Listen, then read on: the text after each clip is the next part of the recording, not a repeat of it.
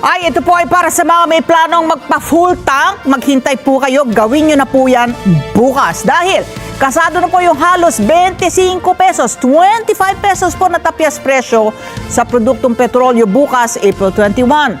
Sa anunsyo po ng iba't ibang oil companies, bababa ng 24 pesos and 94 centavos ang presyo po ng kada litro ng diesel.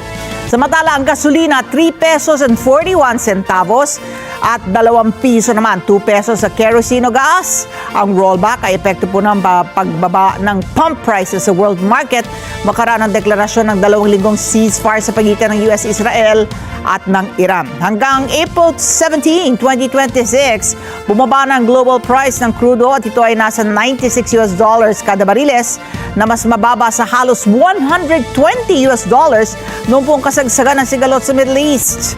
Magugunitang nung Biyernes, sinaya po ng Minaflash Singapore na babagsak pa ang presyo ng petrolyo ngayong linggo dahil mayroon ng mga oil tanker na nakakadaan po sa Strait of Hormuz na kontrolado ng Iran.